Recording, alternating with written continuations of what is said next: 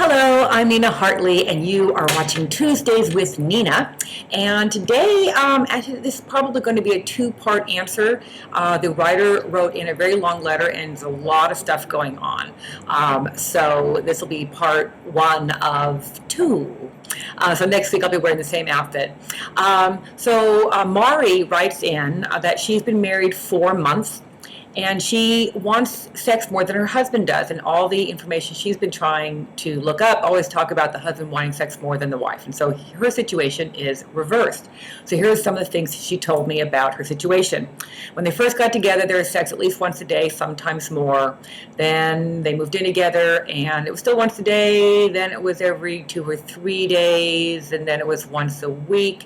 They've only been married 4 months, but she is not getting enough sex from him, and she claims that he has seemed to lose interest and is tired. He's the only one working right now and says that he's too tired.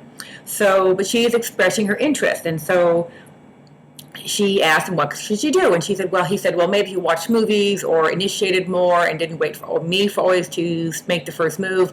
That would be helpful. And she's tried to do that. And again, she gets pushed back. Oh, I'm tired. We'll do it later. And of course, as you know, later never happens. So she expresses that she is shy and not super confident. She's uncomfortable getting naked in front of him or role-playing or costumes. She's, quote unquote, not that kind of person. So the lack of sex is making them both cranky, which is in turn leading to more lack of sex, and so we now have the circular thing. Resentment is building up, frustration is building up, lack of communication is clearly building up. And so she wants to know, what should she do to make him want sex with her without making a fool of herself? And how can she learn to be more spontaneous and hot? So you can see there's a lot going on here, and that's why I cannot do it. It took 2 minutes just to explain what's going on, so this is going to be a two-part answer. The first part will be what to do about the lack of sex, and the second part will be what can she do to make him want sex without making a fool of herself and to be more spontaneous and hot, because that's a whole other issue. First, I recommend, Mari, that you, in the meantime, take control of your own sexual energy. That means to masturbate and to make sure that you are not walking around as a horny, frustrated daze all the time. Because the more horny you are, the more frustrated you're going to be, and the more impatient you might be. And eventually, when you speak to him about your situation, it's going to be more whining and angry than it is concerned and compassionate. So obviously, we want to try to work from a place of compassion and kindness, and that includes kindness to ourselves. So yes, of course you want to make love with your husband. Of course you want him to want you. But in the meantime, it's important for you to want yourself and to make sure that you are getting some of your sexual needs met, your needs for orgasm, your needs for sexual release met through masturbation.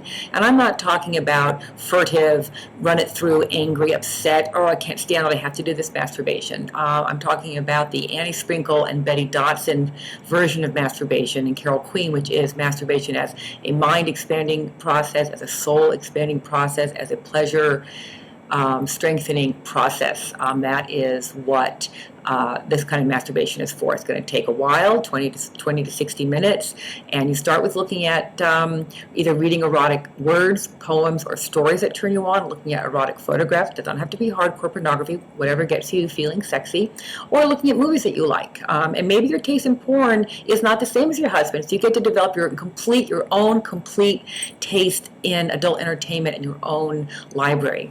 And you might want to, of course, go onto the Eden Fancies website and take a look at some gadgets and whizzes and gizmos and buzzers that might work for you, or just use your hand.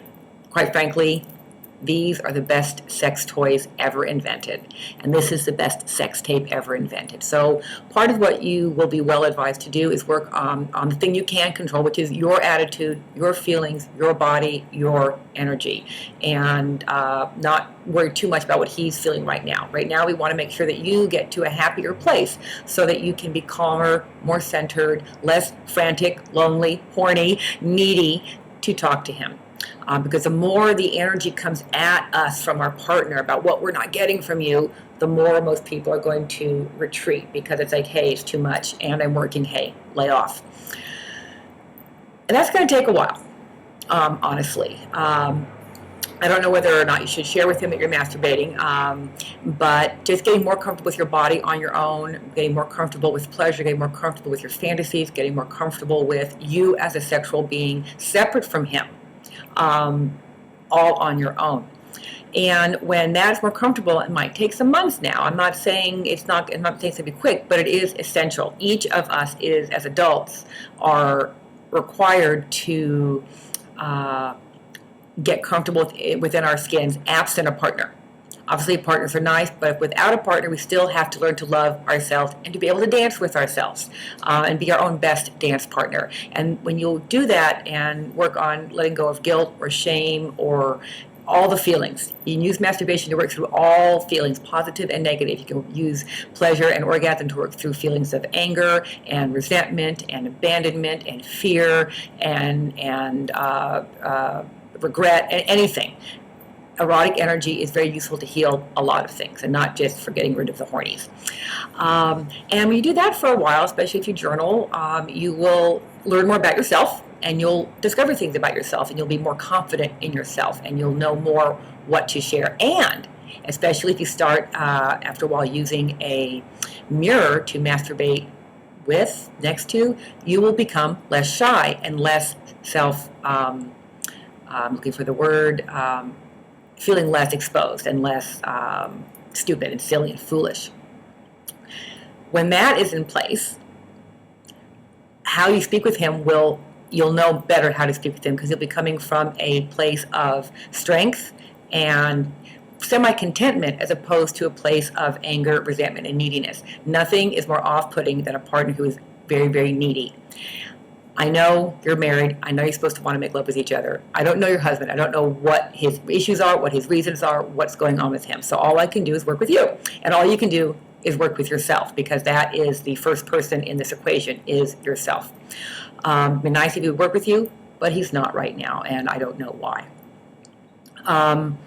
So you may discover later when you get more confident in your body and with your own pleasure cycle that the idea of costumes doesn't embarrass you quite so much, or the idea of being naked in front of him doesn't embarrass you quite so much. And when you are confident in your when you're confident in your body and your ability to give yourself pleasure, you might then dim the lights in the bedroom, put on not a costume, but you can put on a little bit of lingerie, maybe your favorite high heels, and invite him in to watch a show. Make sure he's not working or anything like that, but want something to share with him, you have something to show him.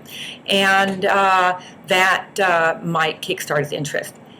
In the meantime, I'd also because the marriage is still very new and it's not irretrievably frustrated, you might also want to look into counseling to learn how better to talk about it.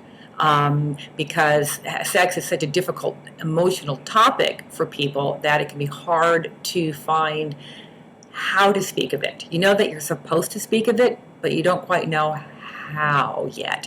And then, of course, as long as we're both upset and angry and feeling alone and neglected, then it's very hard to keep resentment from popping up, which is why it's important that one of you, at least, being you, work on the frustration, anger, and resentment part.